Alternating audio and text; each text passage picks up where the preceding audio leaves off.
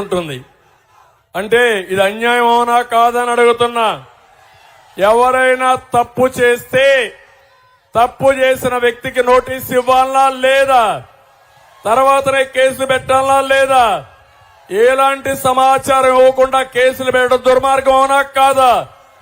నాలాంటి వాటిపైన కేసులు పెడితే మీరు ఒక లెక్క తమ్ముళ్ళు, మీరు ఒక లెక్క అని అడుగుతున్నా. నాలాంటి వాడే తట్టుకోలేకపోతే మీరు తట్టుకుంటారా అని నేను అడుగుతున్నా. నేను మీకోసం పోరాడితే నేను జగన్మోహన్ రెడ్డికి విరోధిని అంటే నేను కూడా కాడి పడేసి 40 ఏళ్లు ఆదరించిన మిమ్మల్ని వదిలిపెట్టి నేను కూడా దంకోవాలా, పారిపోవాలా? పారిపోమంటారని అడుగుతున్నా. అదే నిలబడ్డా, అదే నిలదొక్కున్నా, మళ్లీ ఒక ప్రతిజ్ఞ చేసుకున్నా, ఒకే మాట అనుకున్నా, ఒకే సంకల్పం.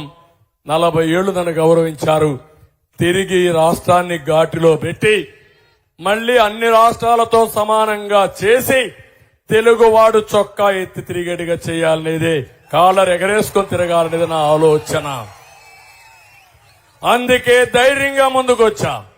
ఎన్ని ఇబ్బందులు పెట్టా ముందుకు పోయా. నిన్న మీరు చూడండి, సంఘటన జరిగింది.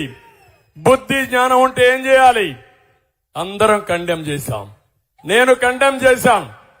నేను నేరుగా ప్రోగ్రాం చూసుకుని హైదరాబాద్ పోతే ఎయిర్పోర్ట్కి వస్తాను నాకు సమాచారం చేస్తే మా వాళ్ళని అడిగి ముందు సంఘటన మీద కండెమ్ చేద్దాం, తర్వాత మాట్లాడదామన్నాను. నేను కండెమ్ చేశాను, ప్రధానమంత్రి కండెమ్ చేశారు. మేము రాజకీయాలు ఆలోచించలేదు. సంఘటనల పట్ల అందరం కూడా స్పందించాలనుకున్నాం. కానీ ఈ ముఖ్యమంత్రి అర్ధగంట 15 నిమిషాల్లో అక్కడనే నా ప్లే కార్డ్స్ తీసుకుని నన్ను నరకాసురుడని లేదంటే ఇంకోటని ప్లే కార్డ్స్ పెట్టి నేనే దోషని, నేనే ఏపించానని ఇష్టానుసారంగా మాట్లాడే పరిస్థితికి వచ్చాడు. నిన్న సాయంత్రం నుంచి చూశాను, ప్రతి ఒక్క పేటీఎం బ్యాచ్ కుక్కలు ఉంటాయి, కొన్ని పేటీఎం కుక్కలు మొరగతానే ఉంటాయి. ఇవి ఏం మొరగతారో కూడా తెలియదు కుక్కలకి. ఇష్టానుసారంగా నేనే కారణం అంట. నీ మీద రాళ్లు వేయించాల్సిన ఏది గులకలా వేయించాలా నీ మీద? నేను నీ పోలీసులయ్యా, నీ కరెంటు డిపార్ట్మెంట్, నీకు సిగ్గు లేకపోతే నువ్వు ముఖ్యమంత్రిగా రాజీనామా చేయి. 1 గంటలో ఎట్లు ఇవ్వాలని అడ్మినిస్ట్రేషన్ ఇచ్చే సత్తా నాకుంది. చేసి చూపించిన ట్రాక్ రికార్డ్ నాకుంది. నీ బాబాయ్ నువ్వే చంపి నా మీద నేరోపణ చేసి ప్రజల సానుభూతి తెచ్చుకోవాలని దుర్మార్గుడు నువ్వు. తర్వాత నీ చెల్లెల్ని కేసులు పెట్టి వేధించిన దుర్మార్గుడు నువ్వు. కోడికత్తి డ్రామా ఆడి కోడికత్తో నేను ఉపయోగించానంటే నేను పొడవడానికి. అంటే ఏం మాట్లాడతావు? ఇప్పుడు ఎవడో గులకరాయి వేస్తే నేనే ఇప్పించాను గులకరాయి. ఆ గులకరాయి వేశాను కాబట్టి నా మీద రాళ్లు వేస్తావా నువ్వు? బాంబులేస్తేనే భయపడలా నేను, ఈ రాళ్లకేం భయపడతాను నేను? తప్పుడు పనులు చేయొద్దండి. పవన్ కళ్యాణ్ పైన రాళ్లు వేస్తాను, నా పైన రాళ్లు వేస్తాను, ప్రధానమంత్రి వస్తే మైక్ కట్ చేస్తాను. మేం భయపడిపోతాను అనుకుండా. నేను అడుగుతున్నా ఒక మాట. ప్రధానమంత్రి వచ్చాడు, మైకులు పెట్టాం, పని చేయలేదు.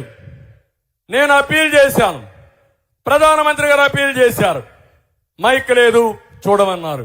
కొంతమంది టవర్లు ఎక్కితే ప్రధానమంత్రి సాక్షాత్తు అప్పీల్ చేశాడు, దిగండి దిగండి మీ ప్రాణం ముఖ్యమని. పోలీసులకు బాధ్యత లేదని నేను అడుగుతున్నా. నేను అప్పీల్ చేసినప్పుడు పోలీసులు వెళ్ళండి, ఒక దారం పట్టుకోండి, వాళ్ళందరినీ ఎన్నిక పంపేయండి, కంట్రోల్ అవుతుందని చెప్తే ఒక్కరు కూడా యాక్ట్ చేయాల. అంటే మా మైకులు ఫెయిల్ అయిపోవాలా, ప్రధానమంత్రి కూడా మాట్లాడకూడదనే దురుద్దేశంతో మీరు చేశారు. ఆ రోజు ఎందుకు మీరు ఆఫీసర్ల పైన చర్యలు తీసుకోలేదని నేను అడుగుతున్నా. సమాధానం చెప్పమంటున్నా. నిన్న కరెంట్ ఆఫ్ చేసిన వాళ్ళ పైన, ముఖ్యమంత్రి పైన, గులకరాయి వేసిన వాళ్ళ పైన ఎందుకు యాక్షన్ తీసుకోలేదు? ఎవడేశాడు ఇది? చెప్పాలి కదా మీరు. 24 గంటలైంది, డిపార్ట్మెంట్ ఏం చేశారని అడుగుతున్నా. ఎక్కడున్నారని నేను అడుగుతున్నా. సిఎస్ కు బాధ్యత లేదా? డీజీపీకి బాధ్యత లేదా? ఇంటెలిజెన్స్ కు బాధ్యత లేదా? నా మీద దాడి చేపిస్తూ పైశాచిక ఆనందాన్ని పొందుతారా?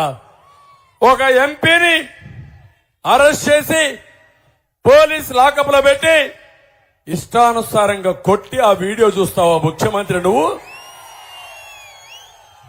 ఆనందపడతావా? నువ్వు ఇప్పుడు నీ మీద గులకరా వేస్తే పెద్ద కొంపలు గోలిపిన నువ్వు మాట్లాడతావా? నేను దీన్ని కూడా అభినందించను.